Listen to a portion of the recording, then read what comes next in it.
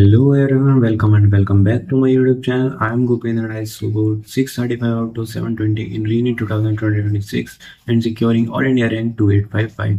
तो आज की वीडियो में बात करने वाले हैं कि मैंने अपने रिवीजन को कैसे मैनेज करा था करंट सिलेबस के साथ एंड आप लोग कैसे कर सकते हो, क्योंकि यार ये प्रॉब्लम सबके साथ आती है। स्टार्टिंग में जैसे जैसे सिलेबस आगे बढ़ता जाता है तो ऐसा लगता है हम पीछे का भूल रहे हैं, लेकिन इसके पीछे की क्या रियलिटी है एंड मैंने कैसे मैनेज करा था वो आज की वीडियो में आपके साथ मैं शेयर करने वाला हूँ। तो सबसे पहले हम बात करते हैं फिजिक्स की। देखो, फिजिक्स एक ऐसा सब्जेक्ट है जिसे सीखने में थोड़ा टाइम लगता है एंड उसमें क्वेश्चन प्रैक्टिस और बाकी सारी चीज़ अगर आपने एक बार अच्छे से कर ली है तो आपको वो चीज़ ज़्यादा दिनों तक रिटेन रहती है एज कम्पेयर टू बायोलॉजी, जो कि बिल्कुल ही थियोरिटिकल है। फिजिक्स में केवल थ्योरी और फार्मूला भूल सकते हैं एंड बाकी आपने जो कॉन्सेप्ट सीख रखा है एंड जो उसकी एप्लीकेशंस है वो आपको लंबे समय तक रिटेन रहती हैं।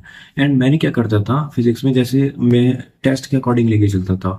जैसे मेरे टेस्ट हर संडे को मैं अपना टेस्ट देता था एंड कई बार में ऐसा होता था कि मैं सेम सिलेबस के ही 2-3 संडे लगातार टेस्ट देता था, जिससे मेरा रिवीजन अच्छा हो जाता था। जैसे मेरा करंट सिलेबस चल रहा है एंड मैंने जैसे सैटरडे तक कंप्लीट कर लिया, अपना सैटरडे का दिन अपना लेक्चर लिया और नोट्स पढ़े एंड क्वेश्चन प्रैक्टिस करने के बाद अपना फाइनल करके संडे की मॉर्निंग से रिवीजन अपना स्टार्ट करता था। एंड डे की सुबह मैं अपनी बायो से शुरुआत करता था, क्योंकि मेरा सुबह सुबह ज़्यादा अच्छा फोकस बन पाता था एंड अच्छा याद हो पाता था। तो मैंने सुबह के टाइम में बायो पढ़ी थी एंड बायो के मैं एक दो चैप्टर पढ़ने के बाद रिवाइज करने के बाद जो कि टेस्ट में आ रहे होते हैं उसके बाद मैं अपनी केमिस्ट्री उठाता था एंड देन मैं फिजिक्स के फॉर्मुला शीट और थ्योरी के इंपॉर्टेंट पॉइंट्स देखते हुए जाता था। टेस्ट के लिए मैं कोई अलग से क्वेश्चन प्रैक्टिस करता नहीं था, मैं अपने टेस्ट को ही रिवीजन का पार्ट मानता था। जैसे मैंने थ्योरी का पॉइंट सुबह पढ़ के गया, अब मुझे न्यूमेरिकल लगाने हैं वो मुझे टेस्ट में मिल जाएंगे एंड टेस्ट के लिए मैं कोई अलग से क्वेश्चन प्रैक्टिस करता नहीं था। मैं टेस्ट को अपना रिवीजन का ही पार्ट मानता था, जिसमें मैं थ्योरी पॉइंट सुबह पढ़ के जाता था एंड उसकी जो क्वेश्चन प्रैक्टिस करनी होती थी वो पेपर में हो जाती थी। पेपर में जब वो पार्ट सिलेबस होता है तो उसमें ज़्यादातर टॉपिक्स कवर हो ही जाते हैं एंड जो इक्का दुक्का रह जाते हैं वो नेक्स्ट जब मैं टेस्ट देता था उसमें कवर हो जाते थे। स्टार्टिंग से ही मैंने अपना मेन फोकस टेस्ट पे भी रखा था, तो मैं कई बार ऐसा होता था कि संडे टू संडे की जगह संडे एंड वेडनेसडे को भी दे दिया बीच में, फिर संडे को दे दिया। ऐसे ही मैंने कई बार कराया। इससे क्या होता है, जब आप बार बार सेम सिलेबस का टेस्ट देते हो तो आपकी चीज़ें और अच्छे दिमाग में बैठ जाती हैं एंड आपको ज़्यादा मेहनत नहीं करनी पड़ती रिविजन के लिए एंड ना ज़्यादा परेशान होने की ज़रूरत है, क्योंकि 3 घंटे का पेपर एंड शायद 2-3-4 घंटे जो भी आपको एनालिसिस में लगे वो एनालिसिस करा, उसके बाद आपका पूरे सिलेबस उतना पोर्शन आपका स्ट्रांग हो जाता है एंड फिर से वो टच में आ जाता है एंड कवर हो जाता है। इससे ऐसा नहीं लगता कि हम चीज़ें भूल गए हैं।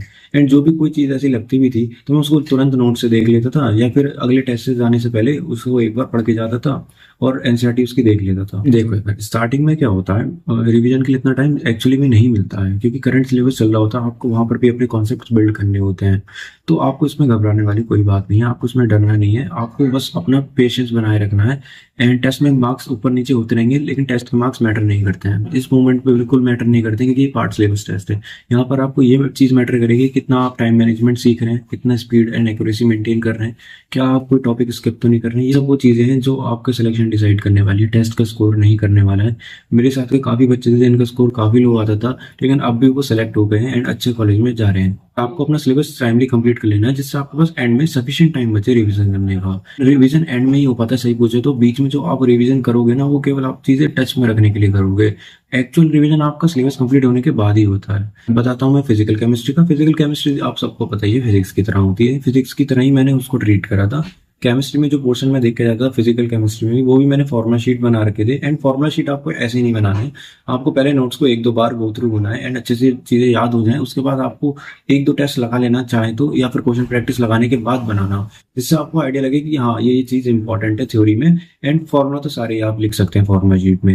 एंड थ्योरी का पॉइंट इसलिए लिख लेना जरूरी है क्योंकि एंड टाइम में ना थ्योरी अलग से देखनी नहीं पड़ती है, इजीली रिवाइज हो जाती है कम टाइम में। ऑर्गेनिक एंड इनऑर्गेनिक में यार ये तो थ्योरेटिकल पोर्शन है, तो मैंने अपने नोट्स ही प्रेफर करता था। एनसीईआरटी में करता था, लेकिन मैं जब करता था मेरे पास टाइम हो, टेस्ट से पहले एनसीईआरटी केवल हाईलाइटेड पॉइंट देख कर जाता था जो मुझे इंपॉर्टेंट लगते थे एंड जो चीज़ें मैं बार बार भूलता था। एंड बाकी तो मेरा मेन फोकस नोट्स पे ही रहता था, जिससे मेरा कम टाइम में अच्छा रिवीजन हो जाता था। Same as bio. बायो में मैंने आपको पहले ही बताया मैं मॉर्निंग टाइम प्रेफर करता था, सबसे पहले बायो ही उठाता था, क्योंकि मेरा फोकस इतना जल्दी बनता नहीं है और इतना टाइम तक बनता नहीं है। वो सुबह सुबह ही मेरा शायद ज़्यादा फोकस बन पाता था, तो मैं अपना मॉर्निंग में प्रेफर करता था बायोलॉजी को पढ़ना।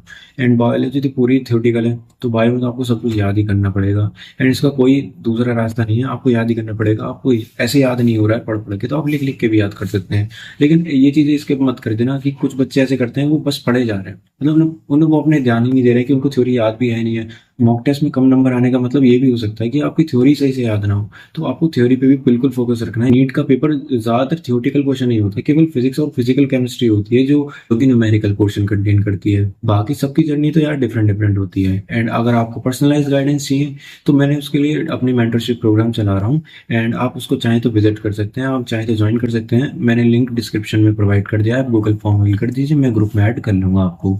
एंड काफी बच्चों के मन में ये डाउट था भाई आप क्या क्या मतलब प्रोवाइड कर रहे हो अपनी मेंटरशिप में, तो देन आपको पर्सनली गाइड कर दूंगा कि आपके अकॉर्डिंग क्या चीज़ सही रहेगी, आपको क्या चीज़ फॉलो करनी है, क्या नहीं फॉलो करनी है, आपको कितने आवर्स तक स्टडी करनी है, एंड क्या अटेम्प्ट स्ट्रेटेजी वगैरह, एंड जो भी आपके पर्सनलाइज डाउट होंगे वो सब मैं डील करने वाला हूँ। तो आप इस बिल्कुल मत डरिए एंड अपनी प्रिपरेशन को जल्दी से जल्दी स्टार्ट करिए, क्योंकि आपके कॉम्पिटिटर्स ने पहले ही स्टार्ट कर चुके हैं, आप ऑलरेडी लेट हो चुके हैं। अगर आपने अभी स्टार्ट नहीं करा है तो भाई अभी स्टार्ट करने का सही टाइम है, अब भी स्टार्ट करोगे तो हो जाएगा। तो आपको अपना पेशेंस बनाए रखना है, कंसिस्टेंसी बनाए रखनी है, हार्ड वर्क पे बिलीव रखना है, एंड आपके हाथ में आपकी मेहनत है, रिजल्ट आपके हाथ में है ही नहीं, क्योंकि वो दिन भी डिसाइड करता है कि आपकी रैंक क्या आने वाली है। इस साल ही 2 पेपर हुए, एक में मेरे 695 स्कोर था एंड एक में मेरा 635 था, एंड दोनों पेपर में डिफरेंट सेंटर थे, तो मेरा एक्सपीरियंस भी काफी डिफरेंट रहा था एंड बिल्कुल अपोजिट रहा था।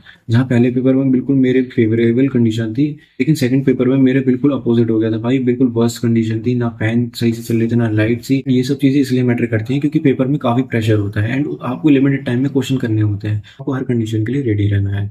So I hope this video will help in your NEET preparation. For more videos like this, do subscribe my YouTube channel. Thank you.